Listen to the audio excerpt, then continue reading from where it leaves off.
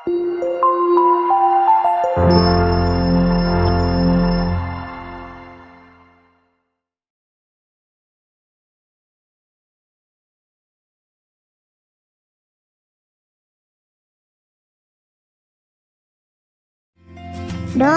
sebelum belajar. Bismillahirrahmanirrahim. Rabbi zidni ilma warzuqni fahma.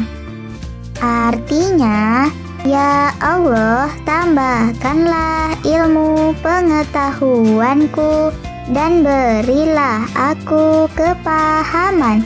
Amin.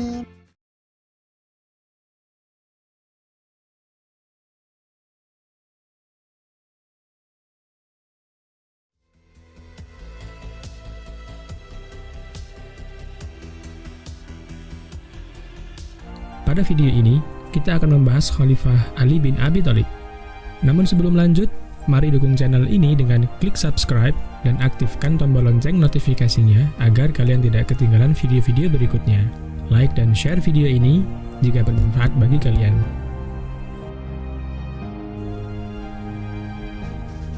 Ali bin Abi Thalib berasal dari keluarga Bani Hashim, keluarga terhormat di suku Quraisy.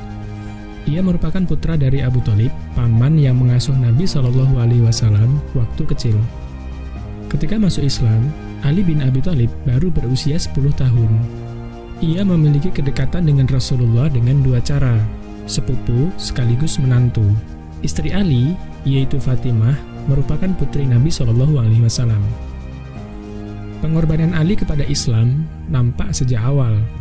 Saat orang-orang Quraisy mengepung rumah Nabi untuk membunuhnya, Ali adalah orang yang menggantikan Rasulullah di tempat tidurnya. Ia juga merupakan salah satu di antara 3 orang yang ditunjuk untuk perang tanding di Perang Badar dan Uhud. Setelah wafatnya Nabi SAW, Ali bin Abi Thalib adalah sahabat yang selalu menjadi penasehat yang menyertai 3 khalifah sepeninggal Nabi, Abu Bakar, Umar, dan Utsman. Ali bin Abi Thalib terpilih menjadi khalifah Islam setelah terjadi pemberontakan di Madinah yang menewaskan Khalifah Utsman bin Affan.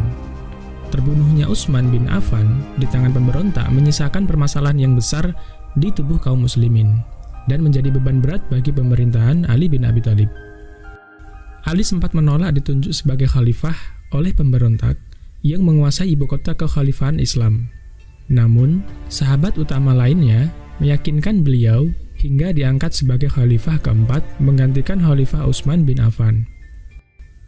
Masa kepemimpinan Ali bin Abi Thalib telah meninggalkan catatan sejarah yang amat penting. Beberapa kebijakan besar dilakukan Khalifah Ali, diantaranya pemindahan ibu kota kekhalifahan Islam dari Madinah menuju Kufah yang terletak di Irak. Kemudian penyempurnaan Al-Quran dengan pemberian tanda titik dan harokat. Mengingat semakin luasnya wilayah Islam, serta banyaknya pemeluk Islam yang berasal dari non-Arab, membuat banyaknya kesalahan dalam membaca teks Al-Quran. Lalu kita kembali pada persoalan pemerintahan Khalifah Ali bin Abi Thalib. Situasi kekhalifahan Ali bin Abi Thalib dihadapkan pada persoalan yang rumit, di mana Gubernur Syam saat itu, Muawiyah, enggan menyatakan ketundukannya pada Khalifah Ali sebelum dituntaskannya kasus pembunuhan Utsman bin Affan.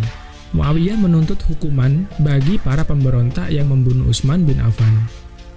Namun, menghukum para pemberontak yang sedang menguasai Madinah adalah hal yang sangat sulit dilakukan oleh Khalifah Ali bin Abi Thalib, sebab dapat berakibat pada terjadinya pertumpahan darah terhadap sesama muslim, dan Ali bin Abi Thalib berusaha menghindari itu.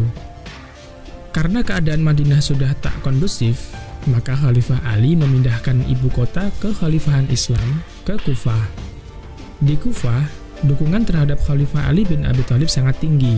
Kufah juga merupakan salah satu kota pertama yang dibangun oleh kekhalifahan Islam sejak masa Umar bin Khattab. Sementara itu, keputusan Ali dalam menyikapi pemberontak membuat banyak orang Madinah kecewa terhadap keputusannya. Di antara mereka adalah sahabat Thalhah bin Ubaidillah, Zubair bin Awam, dan Ummu Aisyah. Untuk meyakinkan khalifah agar segera menghukum pemberontak, mereka berangkat ke Kufah dengan beberapa pasukan untuk menghadap Khalifah Ali.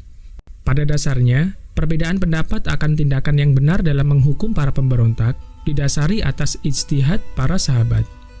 Namun bagi Khalifah Ali, tidaklah memungkinkan secara politik untuk menghukum mereka. Khalifah meyakini solusi terbaiknya adalah melanjutkan hidup dengan saling memaafkan dan berusaha menyatukan umat kembali. Di pihak Aisyah berpendapat, penyatuan kembali mustahil dilaksanakan tanpa memperbaiki kesalahan dengan menindak tegas para pembunuh Utsman. Kedua pendapat mengandung kebenaran, akan tetapi perpecahan politik pasca wafatnya Khalifah Utsman bin Affan terlalu besar untuk diselesaikan dan perselisihan pun tak dapat terelakkan. Pada tahun 656 Masehi, kedua pasukan bertemu di dekat Basrah. Sahabat Tolhah, Zubair, dan Ummu Aisyah menemui Khalifah Ali bin Abi Thalib. Agar tidak terjadi pertumpahan darah sesama muslim, pemimpin kedua belah pihak sepakat untuk berdamai. Meskipun sudah ada negosiasi antara pemimpin mereka, beberapa pihak ekstremis yang tidak taat pada pemimpin pasukan masing-masing memaksa untuk saling menyerbu. Terjadilah perang yang dikenal dengan Perang Jamal antara kelompok Ali dengan kelompok Zubair bersama dengan Tolhah dan Ummu Aisyah di dalamnya. Perang Jamal ini menimbulkan kerugian besar di kedua belah pihak. Tolhah bin Ubaidillah dan Zubair bin Awam terbunuh dalam kekacauan ini. Sementara Khalifah Ali dan Ummu Aisyah lolos dari pertempuran. Tetapi mereka sangat menyayangkan perang antar sesama muslim dapat terjadi, sebab ini merupakan perang saudara pertama dalam sejarah Islam.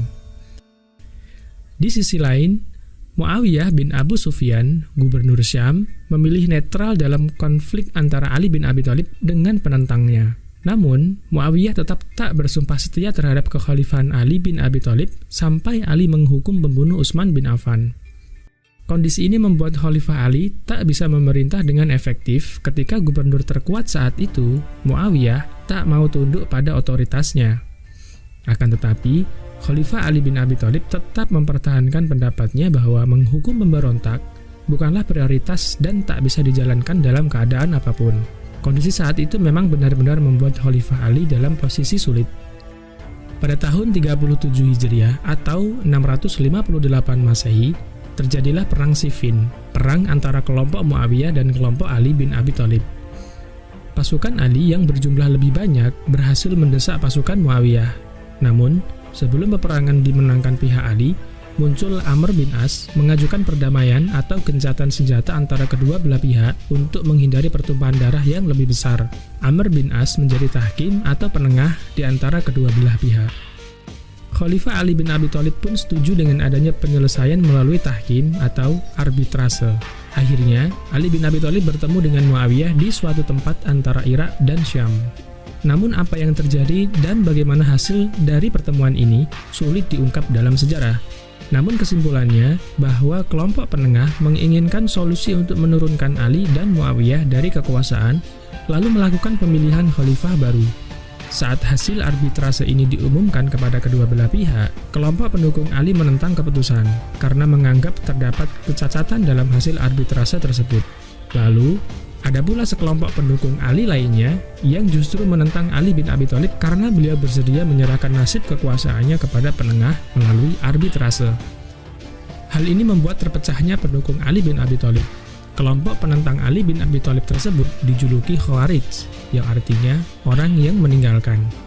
Sebab, selain menentang Ali, mereka juga menganggap orang-orang yang tak sependapat dengan mereka sebagai kafir.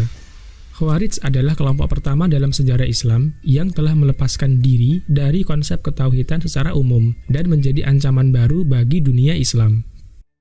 Khalifah Ali akhirnya memerangi kelompok Khawarij dan berhasil menghancurkan kelompok utama mereka pada tahun 658 Masehi.